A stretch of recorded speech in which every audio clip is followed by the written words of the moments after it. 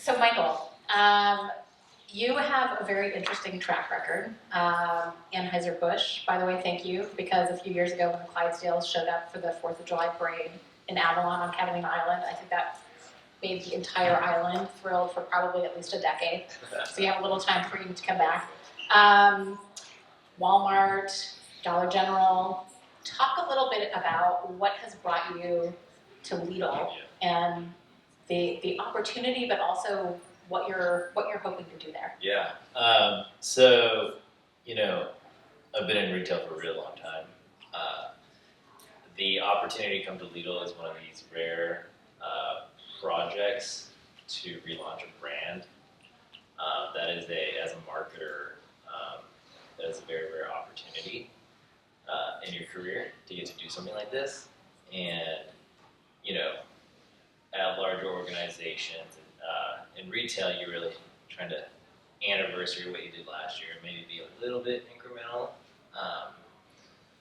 But here, we really get to swing for the fences, and we have these big ideas, and it's go big or go home, and we really mean it. And so, having the chance to be a part of something massive, to really change the trajectory of this global brand in the U.S. was the biggest reason. And my boss is here, so my boss. Another good one. Yeah, that's right. All right, so we were talking about this earlier. Now is the time to be bold. Yes. Tell us where Lidl is, or where you came in, where we're starting from, and where you're trying to get to. Yeah, so I think the stat is only 58% of U.S. customers know that Lidl is a grocery store. Lidl, not Lidl. Yeah, it's Lidl, not Lidl. Yeah. Although it is Lidl in the UK, but that's because they say it with an accent. But, we're globally the 4th largest retailer, right? And so we have such strong global brand power that we've only scratched the surface. Yeah. What been in the U.S. less than 10 years? Less than 10 years, yeah. And now is the time to That's right. make a big dent. That's right. So what does that look like coming in? Because you had an established organization. They were doing stuff. They weren't sitting around. But what did you find when you came in, and what are the things that you started to tackle initially? Yeah. I think we've got a change in leadership, right? We have the right mix of what makes Lidl Lidl from a leadership perspective and understanding our Leadership? Yeah. I've never said that. I'm gonna keep that. All right. But yeah. So we have the right mix of leadership with U.S. retail experience, combining that with what makes Lidl a global retailer and powerhouse. This is the right time. I think when a lot of global retailers, not just Lidl specifically, come to the U.S. market, they said, "Oh, we did this here; it's going to work." It worked in England. They speak that's English. Right. That's right. It's going to be the same. And the mom in Atlanta is completely different than the mom on Long Island, right? And so, what worked in Europe might work a little in America, but I think you need to put a little domestic spin on it. Yeah, well, and there's the track record that's littered, right? This is an industry where people have come in and kind of colossally failed in some cases. What for you is the core of what you're trying to position as the real value proposition of Lidl in a fairly crowded market? Yeah, so I know that everyone talks about item price, private brands, etc. But, I think what makes Lidl really special here is we're so much more than a grocery store, and you can get everything you want, best value, best quality, and you really we offer products that you will not find anywhere else. Talk about one of my favorite pastries. 49-cent croissant made in France, baked fresh daily in store. I did the math. I think you buy a dozen of the Costco croissants for $6, but they've been sitting there, and I don't even know if they bake them in store. But we bake them in store, fresh, and it smells really good. And it tastes just as good. I would put it against any other croissant in America. You're hitting on something that I think is important as well, which is there's a different kind of customer expectation in Europe for what food they buy, what they're going to feed themselves and their families, and the kind of value for money of that food. And this is effectively what you guys are focused on, right? Yeah, we have a lot to talk about in terms of things that are exclusive to Lidl. One of my favorite examples is that we have a private brand, paella, right? Like you're not going to find that anywhere else, right? We have a private brand, escargot, right? Yeah, I don't think a lot of retailers out there. No, I was going to say I think I'd have to go to France to get that somewhere else. Yes, that's right. And then at the same time, a lot of the things that we do import from Europe have European standards in terms of the types of ingredients that are used. Like, you can pronounce them. Always a nice plus. Yes. Yeah. And, also at the best value. So once again, lots of low-hanging fruit. And to come back to your other question, I think the average American shops 3 to 5 grocery stores. I mean, does everyone else here shop more than 2 at least? Yes. Yeah. Right? It's because of the products you want, right? Like, it's not necessarily because of the price. Yes. Yeah. Right? Yeah, I'm not going to drive across town to save $1. No. That's right. So, but I truly believe that Lidl can be the first and most valuable stop in a rotation because you can get everything you want with great value at the lowest prices. But when you scream price, it's kind of like a race to the bottom. So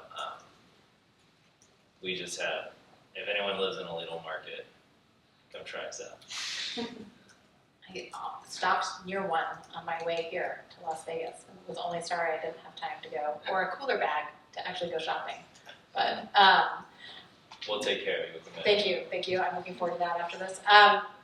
One of the things that I know has been a challenge as we come into this is taking a team of people that were really good at business as usual operations and trying to turn that into something different. Because this is, as you said, it's a relaunch.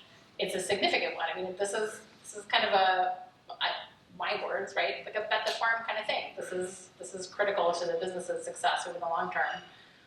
What does that look like when you come into a BAU team and you need to make some significant changes? Yeah, no, I think that you have to have a different mentality, right? Because you're not in running the business mentality, you're in building something from scratch mentality, and that's a completely different skill set. Yeah, and so mindset. Some of us are more inclined to do that. Yes, right? It's very entrepreneurial at the same time. Move fast and break things. I don't know if you've ever heard that, but versus, hey, I'm going to execute against this specific tactic every day at 12 o'clock or whatever it is, right? And so it's just a different mentality of building something versus running a business day to day. And so we need that here. We need that entrepreneurial mindset. We need that founder's mentality. And so trying to shift the team, and you can it's either you're born with it or you're or you can teach it, right? And so that's what we've been trying to instill in the team day by day. What for you has been one of the most significant changes that you've tried to instigate in the team?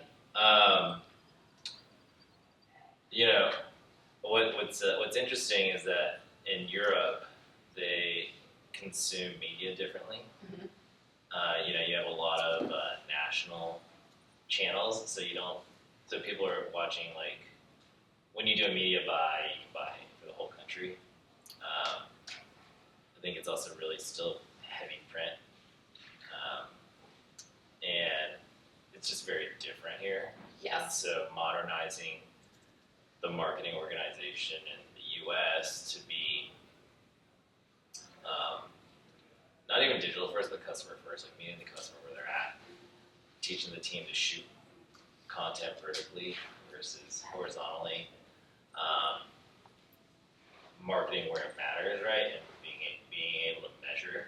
I think in the earlier topic they were talking about QR codes or something like that. We use a lot of custom coupon codes to track performance because that's true one-to-one attribution. Yep. We know what channel we served it in. We know who redeemed, right? So tying it all together, and also leveraging and building a lot based on first-party data. We have what I would say, based on what I've seen in the industry, very strong ID rates at the register compared to most grocers. I would bet that we have a very strong first-party data set and we know who you are versus other retailers that I've seen. How does that influence the way you think about engaging your existing customers and also trying to grow that customer base? Because we're talking about, obviously, you want the business to be running effectively, Right. but you're also trying to grow brand awareness here Yes. in a pretty major way. Yeah, so this comes back to marketing where it matters, right? We're going to spend our money where we're going to get the most ROI, whether it's acquisition of a customer or increasing the lifetime value of a customer. So we will, I'd say within the next 6 to 18 months, we'll be at a point where we can dollar for dollar understand, hey, I need to spend money on Nicole versus I need to spend money on Michael and how much to spend. Just in teaching that muscle to make sure that we're optimizing all of our existing budget versus asking for more money because, Yeah, there's a limited pot. yeah, there's definitely a limited pot. Well, what you're talking about really is a spirit of experimentation. Yeah, I think it comes back to, we need to learn, right? I think the team needs to continue to learn. I think in any industry, you need to be continuously curious and just try things, right? And so if you don't try things, you're not going to learn anything new. So Have you found that was a skill that the team had? I think some team members did, not all, but it's something that can be learned. Yes. Yeah. Well, it's a behavior pattern like any other, right? When you make that part of the muscle, everybody has that. Let's talk a little bit, if you don't mind, about thinkers versus doers too. Yes. What for you is the right balance in an organization of that? My team is back here, but I always say I don't pay you to execute, I pay you to think, right? So which maybe is rare. I feel like there are a lot of organizations where the opposite is actually the higher priority. I mean, I think if you look at all the technology that's coming out, a lot of the roles that were tactical and executional will become more and more obsolete because you can automate that. Yeah. And so you really need people that understand data and understand how to take that data to make it an insight, to make a strategic decision off of that. And that's not something that's very common these days. Yeah, it's interesting because again, the previous session touched on this too, this idea of AI and, people feeling like AI is coming for their jobs. Yeah, garbage and garbage out. Yeah, exactly. There's plenty of garbage. There's a lot of garbage. We're the human filters, I guess. But it strikes me that one of the really big opportunities here is to kind of lean into, particularly if we're talking about generative AI, the kind of inherent features of this. It is by definition derivative. It's going to take all the stuff that came before, that were the inputs, and use that to shape a set of responses or outcomes or outputs. But it's only going to be as smart as the person. As the person using it, right? And we're the ones coming up with the creative ideas. Right. The question is, how can we focus more on actually coming up with good ideas, getting them to market quickly, testing them out, iterating, and leaning into this as a way, one of many tools to help us on that automation front. So 100%. execution is the execution becomes the easy part and not what everybody is spending all of their life energy focused on and worried about. Exactly. So, when we think about what comes next, I mean, let's maybe even dial it back a little bit and think about understanding your customers and where they are. How are you guys finding that? Where and you know, it's true, we're not like some other markets or countries where you can make a national purchase of stuff, advertising. Popular culture arguably has become completely fragmented. We don't watch the same TV at the same time. I mean, a lot of the newspapers, what's that anymore? Wait, does anyone still subscribe to the newspaper? Okay. But I don't actually get a physical I respect newspaper. That's pretty, actually, yeah. Yeah, but it, I mean, who still gets a physical newspaper delivered to their house? Yeah, all right, I am proud because the proud that still subscribing to paper newspapers, but it's hard to get them in a lot of places. Right? Yeah, and a lot of times, newspapers that are going out of business make your CPMs a little bit more expensive. So, because if the advertiser still wants to distribute to that area, they got to pay a little bit more. They got to figure out how to get it to them. Yeah. So how do you think about understanding where you believe your customers are now in kind of a conceptual sense, as well as literally which geographic markets? So I think right now our current customer is about average age of 55-ish. We do, we've worked very closely to create what we call a target customer, and that's and there's two different sets for us that kind of drive our decision making. And one is mom with kids, right? Young mom with kids, and then the second one is I used to call them millennials. I don't know. What do you call younger people these days? Is it those young Gen Z people or whatever? I don't know, but like a young shopper that is excited to share about something that they discovered at a retailer. Which is cool when you have some great private label stuff, right? Yeah. Like seafood paella or Exactly. 49-cent croissant, but I heard there's some good lasagna too. yes, I'm a fan of it, but because it's a great value. It's like it's $12.99 for 5 pounds of lasagna. It's a pretty good deal. I know. You can feed a family of 6. Didn't know this was going to be an ad for great lasagna. Here we go. There you go. But so I think if that is where we want to go, then we need to. Is it called like I don't like hockey. Is it like skate to where the puck skate to where the puck is? Or where the puck is going. Yeah, or where the puck is right? going. Yeah. There you go. Yeah.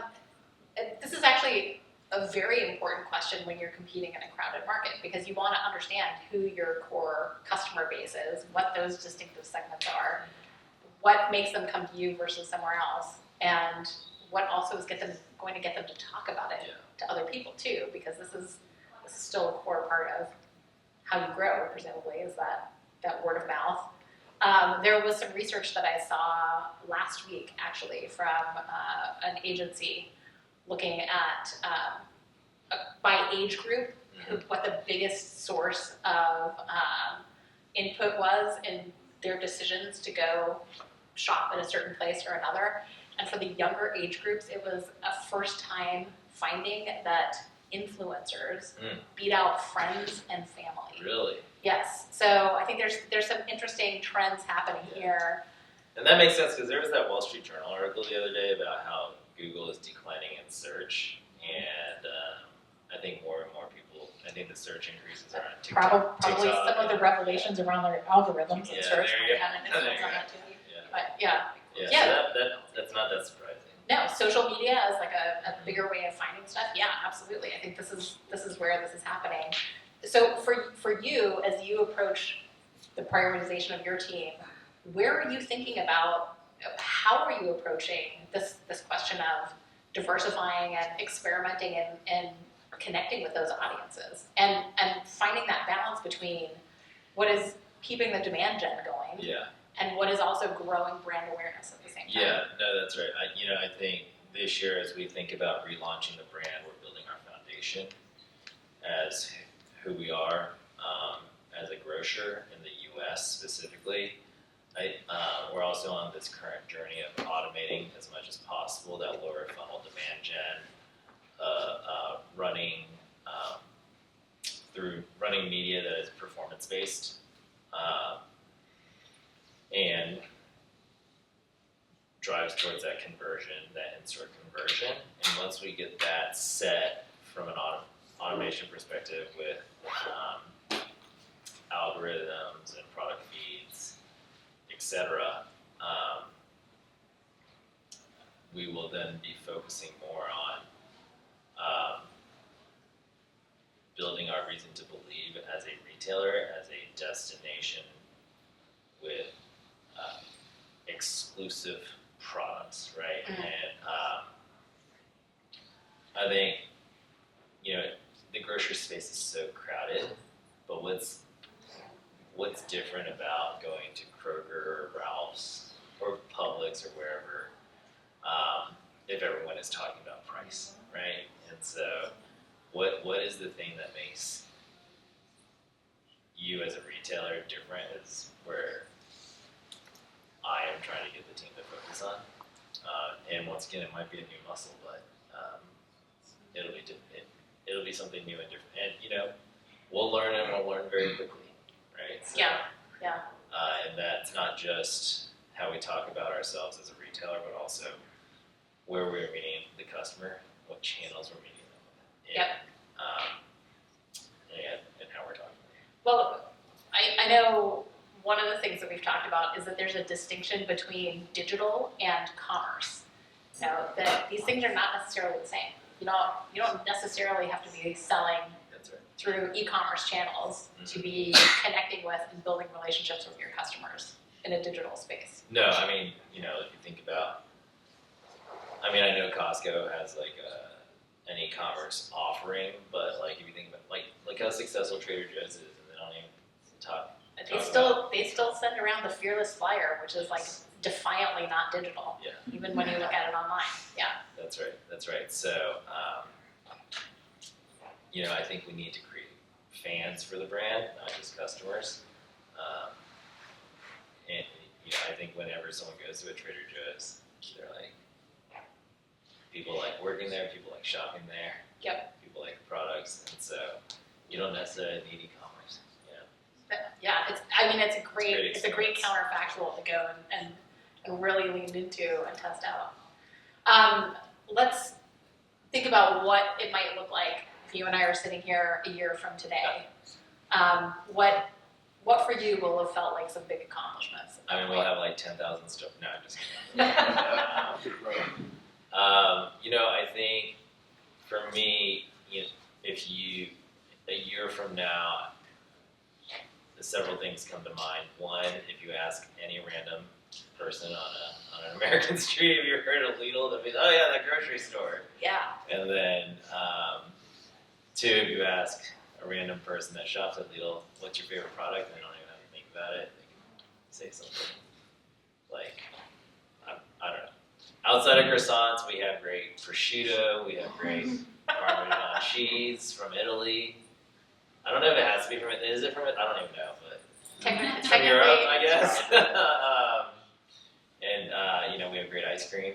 So I think outside of the typical KPIs that you would measure yourself on as a retailer, I think people knowing what Lidl is and knowing what kind of products we sell. Great. I think we are about at time. But if there are any questions, I certainly don't want to shortchange the opportunity here. Anyone? I always have one. Yes. You're in a bunch of states today. What's the plan to expand in the future? Yeah, I think we do a very similar process to any other retailer out there. It's funny, if you look at any other retailer, you always hear about store closings, but it's not necessarily about store closings. It's about like optimizing the performance of stores. We do have a current growth plan in place, but I think more importantly for us, it's about getting the retail fundamentals correctly. Correct. Someone back there too. You talked about like the first party data and identifiability at checkout. Is there anything that you would point to, like the loyalty program and how it's built? Like what's working in that area to get those customers to identify, just because that seems so valuable? Yeah, I think we've done whether on purpose or on accident, we've done a really nice job of training our customers to enter their phone numbers in at checkout in order to receive a discount. I think Kroger does a great job at this. Amazon does a really good job at this as well, in terms of they have regular shelf price, and then they have Amazon Prime member pricing, or they call it Kroger pricing, and then they have it plus coupon. And those are some of the highest identified, highest retailers with the most identification, largest identification rates out there. And so I think it's that incentive and that benefit for why you should put your phone number in, or why you should sign up. And so I think our organization has done a really nice job with the offering of a stronger discount. At some other retailers, it can be a little bit more challenging because they're not as transparent about the discount you get. I think at the end of the day, you gotta keep it simple, right? Yeah, So, yeah. As a consumer, you want it to be easy, right? That's right. It should be making the right thing to do, the easy thing to do, or like outcome that you want, the easy one that's to exactly facilitate. right. Yeah. Cool. Anything else? All right, with that, I will say thank you very much. Thank you. Michael, Thank you. you.